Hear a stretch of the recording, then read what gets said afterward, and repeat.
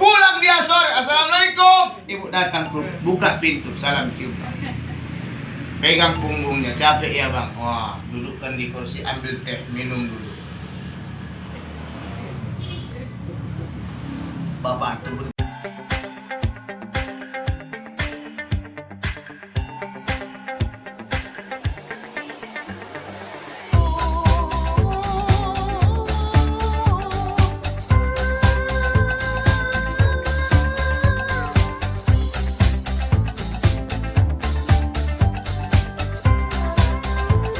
Nabi Nuh ulul azmi.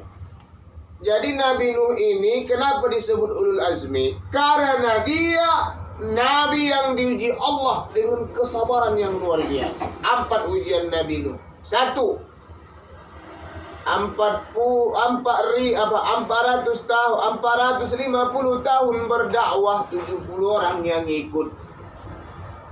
Bayangin ibu, 450 tahun mengajak orang, hanya 70 yang ikut. Saya tadi masuk, sedikit kali loh perasaan saya begitu. Ternyata ibu-ibu itu sembunyi, bukan apa-apa. Banyak sebenarnya karena nggak nampak saya. Nabi Nuh 450 tahun berdakwah, 70 orang yang ikut. Ujian pertama. Yang kepada Nabi Nuh itu ialah punya istri sepanjang pernikahan melawan terus. Maka ibu-ibu kalau sepanjang pernikahan melawan terus, laki ibu tuh tukar aja. Nuh. Yang ketiga, apa ujian terberat kepada Nabi Nuh? Anaknya tak pernah nurut, melawan melulu. Kalau anak kita kadang-kadang lawan, kadang-kadang nurut. Hadirin ya. Yang keempat, apa ujian kepada Nabi Nuh? Disuruh buat kapal di gunung. Bayangkan bu, orang bikin kapal di Belawan, waktu bikin kapal di Sinabung. Nah, maka ibu-ibu hadirin jamaah yang berbahagia, Nabi Nuh. Yang kedua, Rasul ulul azmi namanya Nabi Ibrahim. Nabi Ibrahim itu ujian beratnya ada 5, yang populer 4. Nabi Ibrahim itu ujiannya ada 4. 1, 700 tahun lebih menikah tak punya anak. Sabar itu. Ini bapak itu baru 3 tahun tak punya anak, udah gelisah dia. Nabi Ibrahim 700 tahun ibu nikah tak punya anak. Udah habis gaya dibuat orang tuh tak melahirkan.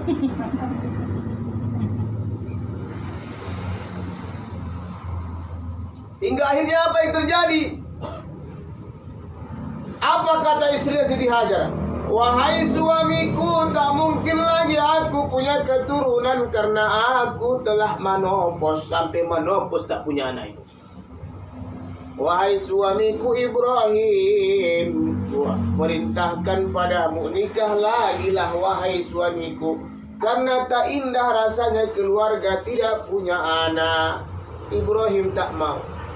Aku tak mau menikah karena aku sayang dan cinta padamu. Coba itu.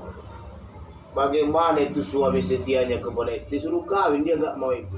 Coba nanti ibu pulang dari sini suruh aja bapak tuh kawin. Bang, nggak jelas. Bang nih.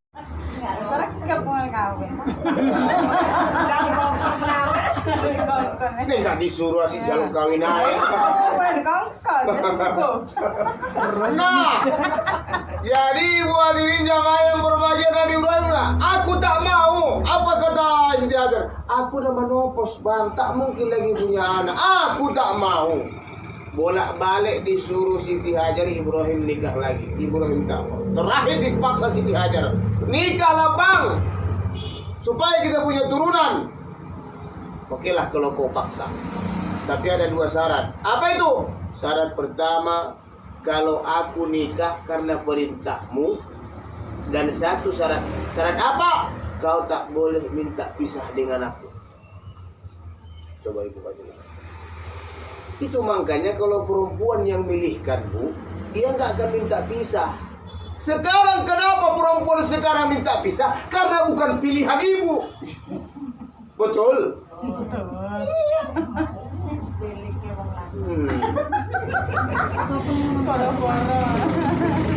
Kenapa? Itu setianya.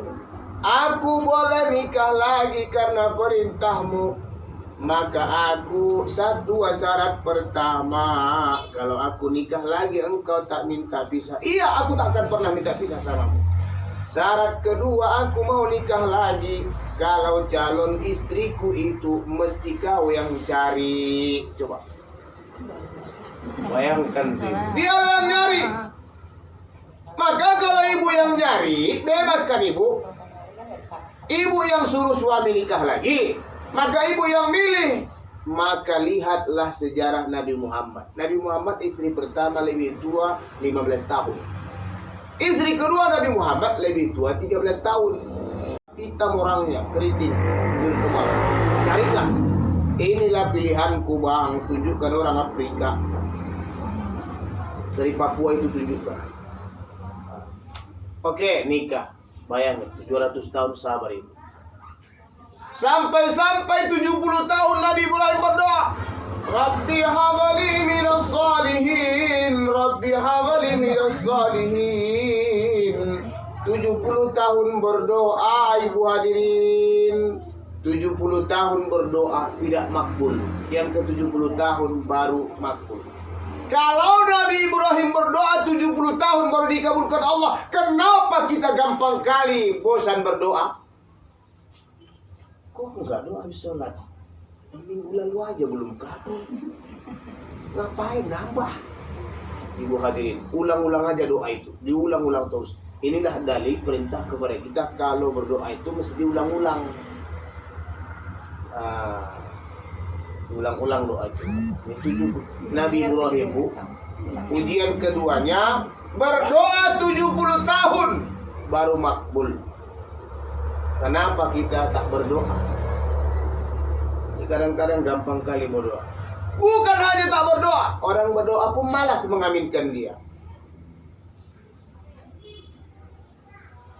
Amin. Ini koyok ngene so pusing kayak gini. Ada orang minta kayak gini, Bu. Banyak orang ku tengok wirid berdoa ustadznya gini tangannya, Bu.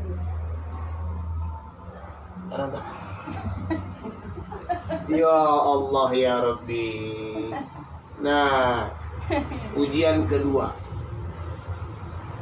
Setelah ibu hadirin 70 tahun berdoa, setelah Nabi Ibrahim nikah, apa yang terjadi, Bu?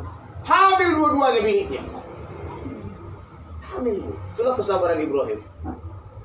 Yang luar biasa, Siti Hajar menopos hamil. Inilah dalil ibu-ibu. Ibu jangan beranggapan mentang-mentang ibu udah menopos nggak bisa hamil lagi. Aku senopos kok apa lah.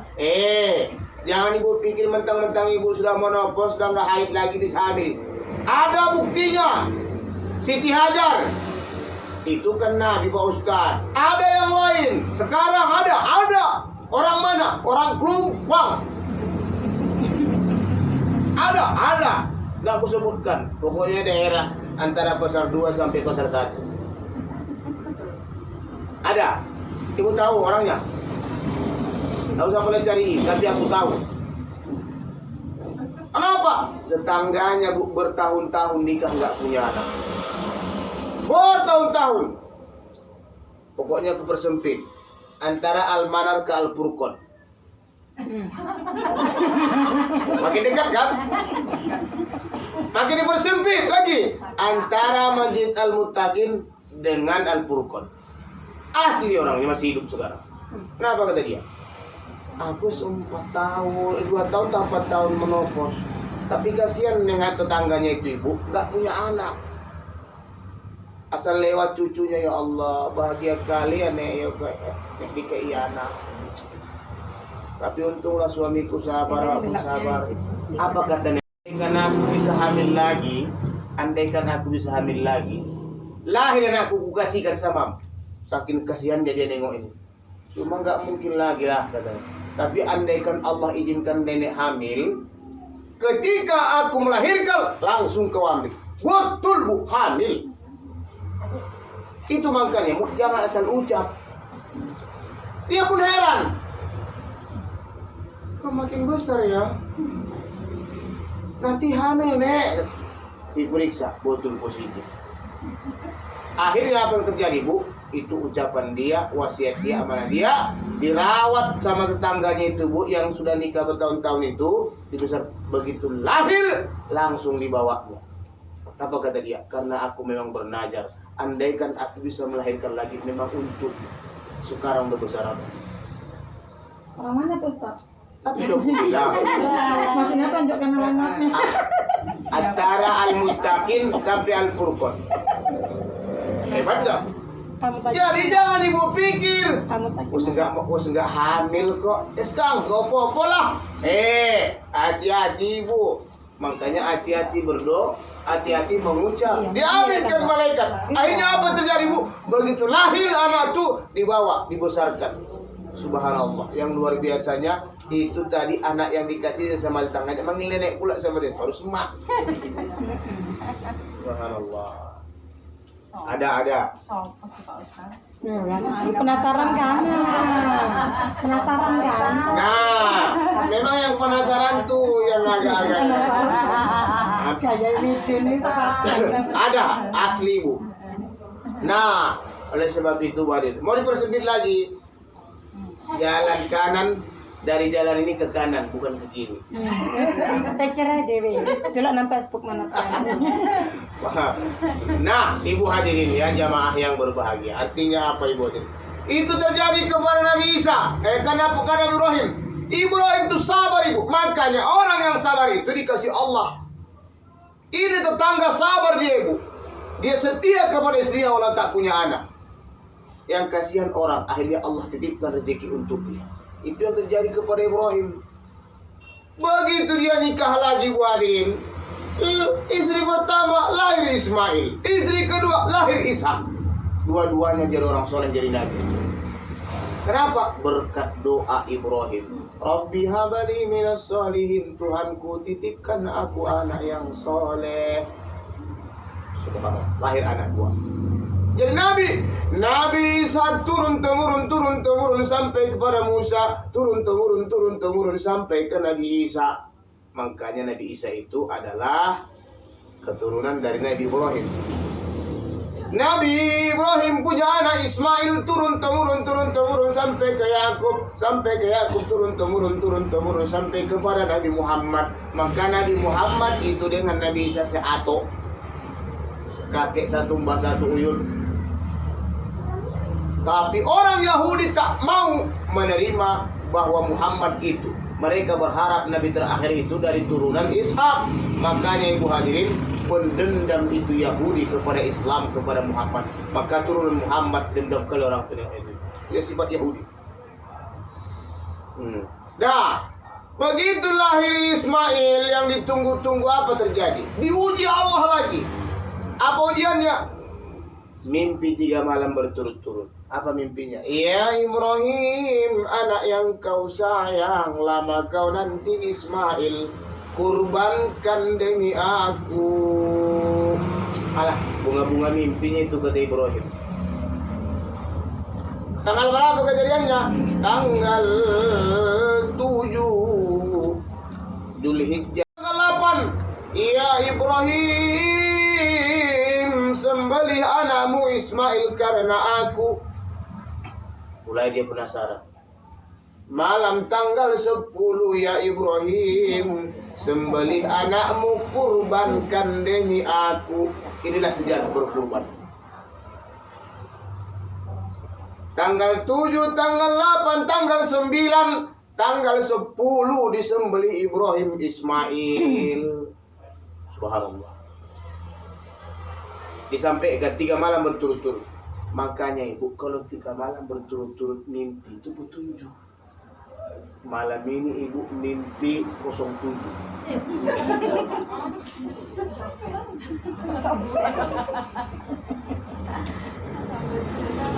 Malam apa? Malam Kamis. Malam Jumat ibu mimpi 07 lagi. Yes. Malam Sabtu mimpi ibu 07 lagi. Kata Ustadz Darwin, 3 malam berturut-turut itu petunjuk. Dipanggilnya lakinya, bang. Apa mah? Abang masih main togel kan? Masih mah. Ambil dulu 10 lembar 07. Kok 10 lembar mah? Malam Kamis itu kami ngaji, kata Ustadz Darwin, kalau 3 malam berturut-turut itu petunjuk. Ini tembus nih bang, petunjuk ini. Kok gitu? Udah 3 malam mama berturut-turut mimpi. Betulan ya. Betulan ya kan? Betul gak bu? Betul tak tuh bu? Enggak pernah mimpi. Betul apa enggak tuh bu? Gak ada yang jawab. Tapi Ibu Rohim mimpi 3 malam berturut-turut. Nah, 3 malam berturut-turut mimpi petunjuk loh bu. Dah. Atau gini aja lah. Malam Kamis ibu mimpi tidur. Senyum-senyum. Rupanya ibu sedang selingkuh jalan-jalan ke Simbahe. Malam Jumat tidur lagi. Jalan-jalan lagi dengan selingkuhan ke Simbahe. Malam Sabtu mimpi lagi. Selingkuhannya sama Ustadz pula itu ke Simbahe. Ah! Petunjuk ini. Ibu telepon saya. Ustadz, aku mimpi 3 malam berturut-turut selingkuh sama Ustadz ke Simbahe. Ayo berangkat. Betul kau? Kasus. Tapi 3 malam berturut-turut. Nah, kita jelaskan. Bukan asal mimpi petunjuk ibu. Ada hadisnya kata Nabi. Mimpi baik datang dari Allah, mimpi buruk datang dari setan. Mimpi selingkuh baik apa buruk? Buruk. Mimpi togel tadi baik apa buruk? Buruk. Makanya kata Nabi diterjemahkan ulama, kalau engkau mimpi buruk datang dari setan, maka duduklah dari tidurmu, ucapkan istighfar. Ucapkan ta'awudz, torehkan ke kiri, ludahkan 3 kali. Itu caranya bu. Ibu mimpi buruk. Mimpi misalnya diperkosa atau dipatok ular. Astagfirullah. Ibu terbangun. Astagfirullahaladzim. Mimpi buruk nih bu ya. Begitu ibu. Astagfirullahaladzim. Ibu duduk. Ucapkan apa? A'udzubillahi minasyaitonirrajim. Aku berlindung dari godaan setan yang terkutuk. Wajah ibu ke kiri torehkan, ludahkan 3 kali. Pelan-pelan. Makanya ibu jangan menjauh, nggak nampak prakteknya kan. Bangun bapak. Kenapa mama ludahi? Mama mimpi sial. Kata Ustadz kalau mimpi sial ludahi 3 kali ke kiri. Bapak sih tidur sebelah kiri. Bapak salah. Bukan, pelan. A'udzubillahi minasyaitonirrajim, ludahkan 3 kali. Sedikit aja. Cara kenapa? Itu artinya ibu hadirin, kalau mimpi buruk kita berlindung dari gangguan setan, kita marah kepada setan, meludahi setan. Kenapa? Lidah yang diucapkan kalimat Al-Quran, lidah ini yang membaca kalimat thayyibah Al-Quran, maka itulah yang ditakuti setan. Ibu hadirin jamaah yang berbahagia. Jadi mimpi buruk, kalau mimpi buruk, ta'awud, istighfar, ta'awud, torehkan ke kiri. Jangan curhat. Ini kadang mimpi buruk curhat dia. Di Facebook pula curhatnya. Syukur masih di Facebook. Ini kadang-kadang sampai ada ide terbaru.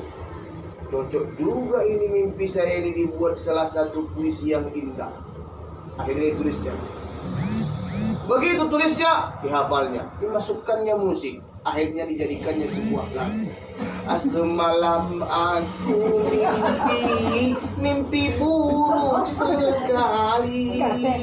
Nah, coba ibu hari, coba. Udah mimpi buruk, bukannya ta'awud. Nah, ibu hari ya.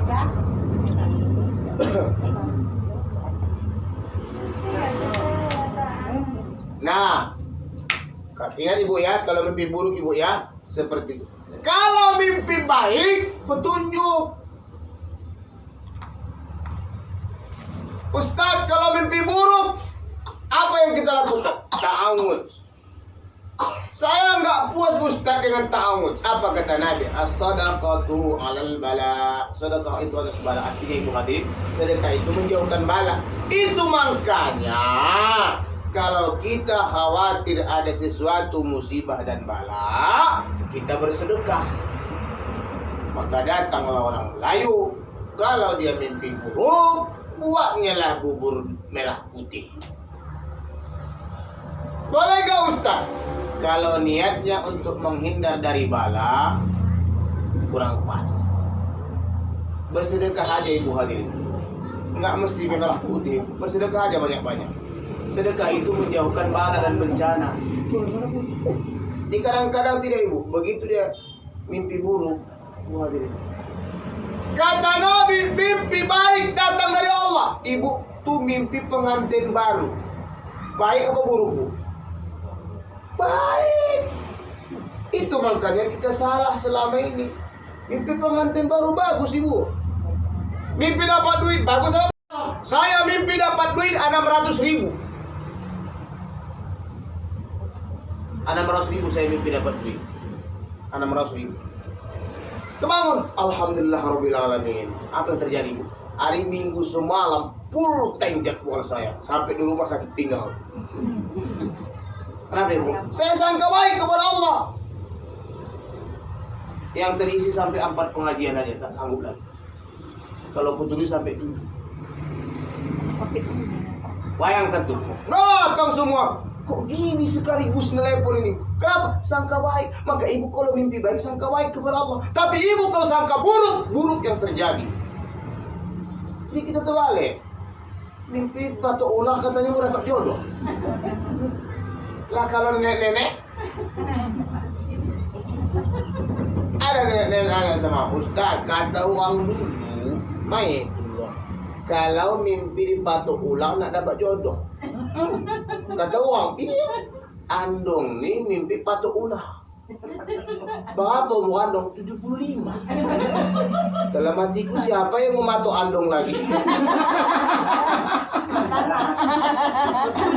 tahun jalan terus pengkor-pengkor. Siapa sih yang matok? Jadi ibu hadirin jamaah yang berbahagia, mimpi di patok ular mimpi buruk. Makanya kalau mimpi buruk itu ucapkan istighfar, ta'awud, goreskan ke kiri. Kalau diiringi dengan sedekah, tapi jangan berbuat syirik. Ini ada orang mimpi buruk, begitu mimpi buruk di ibu hadirin diambilnya bunga melati. Diambilnya lah padi. Dicampurkan dengan bunga-bunga merah dan putih. Diletakkan di jalan. Dibuatlah di atas daun pisang. Dikasihlah di situ kue satu. Itu syirik. Mendingan harganya itu belikan kue sedekah karena yatim. Apa kata Nabi? Ana innazon apa kata Nabi? Ana ka'filul yatimi bil jannah. Aku ini bersama orang yang menyantuni yatim. Ingat ibu ya, mimpi baik, baik, mimpi buruk, buruk. Kalau ibu mimpi buruk, ucapkan ta'awud. Mimpi baik alhamdulillah. Mimpi pengantin baru, paten ibu. Kalau ibu Nur mimpi pengantin baru, ibu jangan sangka buruk, sangka baik aja. Ibu habis subuh, sebelum subuh mandi aja. Mandi ibu, sholat subuh, habis sholat subuh ibu, kalau masih ada baju pengantin ibu dulu pakailah. Udah, suruh dipoto anak.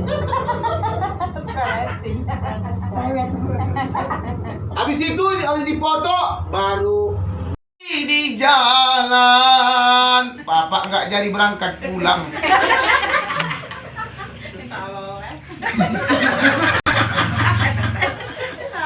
Pulang dia sore, assalamualaikum. Ibu datang tuh, buka pintu, salam cium.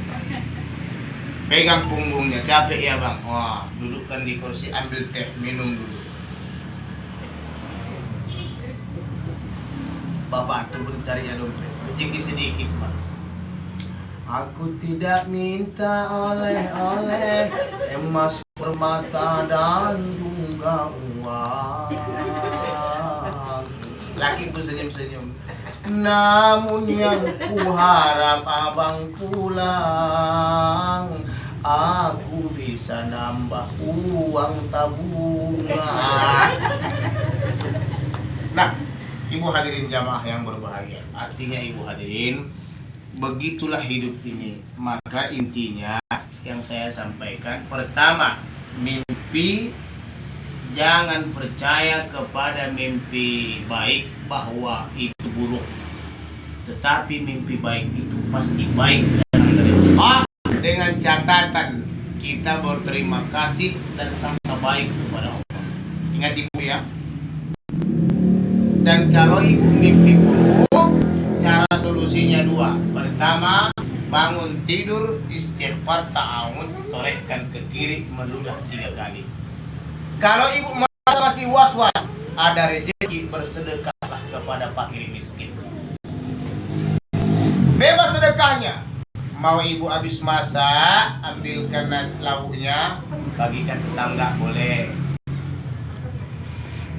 Kalau orang-orang dulu Melayu, orang tua dulu, dibuatnya bubur merah putih. Kenapa merah putih? Dulu di Jawa itu ibu hadirin, supaya menanamkan kecintaan kepada negara, melambangkan merah putih. Akhirnya jadi tradisi sampai ke Kelumpang, Pasar 2. Ibu hadirin, boleh. Mau ibu sedekah bubur boleh, mau sedekah ini boleh. Yang penting jangan laki ibu sedekahkan. Bang, ku sedekahkan abang ke sana. Maksud mama, aku mimpi buruk, kita akan pisah. Abang pergilah ke sana. Nah, ibu hadirin, yang kedua, yang ketiga, kuncinya berumah tangga itu pasti ada dosa. Tak ada perempuan tak berdosa kepada suami. Betul? Dan tak ada suami yang tak berdosa kepada istri. Itu makanya kan di jalan bapak nggak jadi berangkat pulang.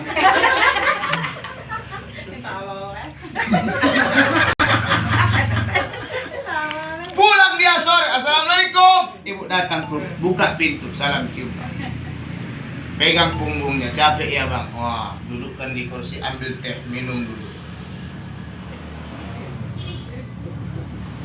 Bapak tuh bentar ya dompet, sedikit pak. Aku tidak minta oleh-oleh, emas, permata dan juga uang. Laki ku senyum-senyum.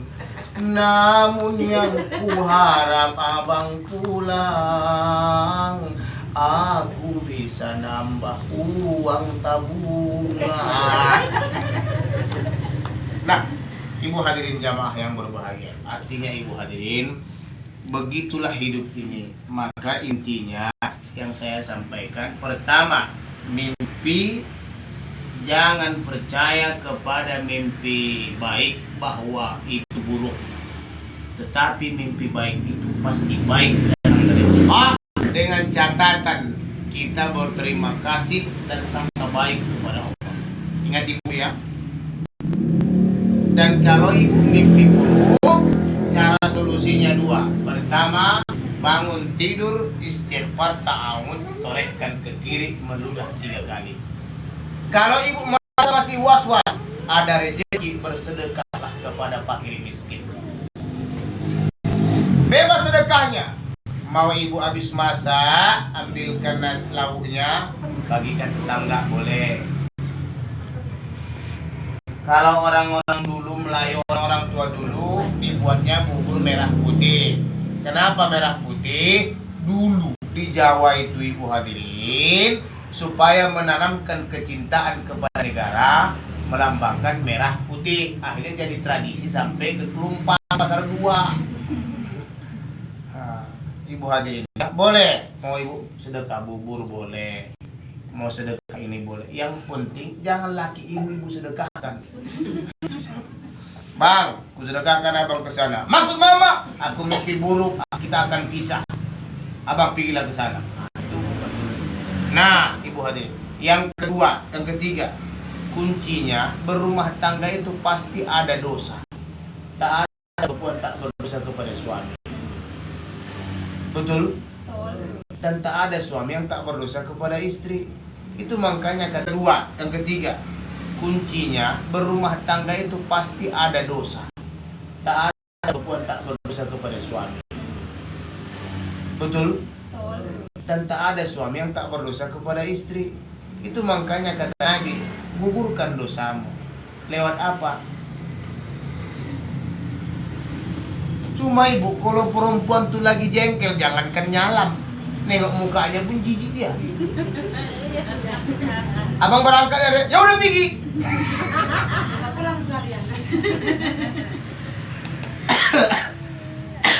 Assalamualaikum, tadi kunci.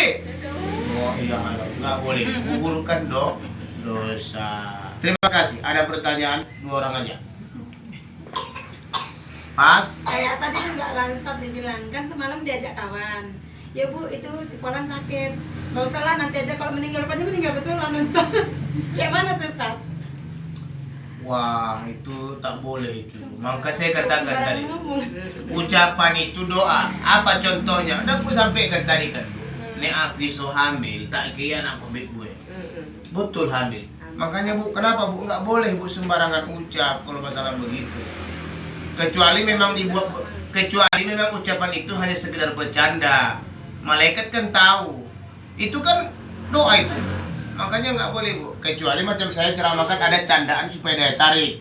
Nah, jadi buat jadi ucapan kayak tadi itu. Ini aku sehari tak kira anak pemik gue ya. Cuma aku ya susah. Sudah 2 tahun aku nggak haid. Hamil betul. Kejadian nggak bu? Kejadian. Ini nggak boleh bu. Yang disuruh Nabi kapan? Jenguklah orang sakit. Yang disuruh Nabi jenguk orang sakit.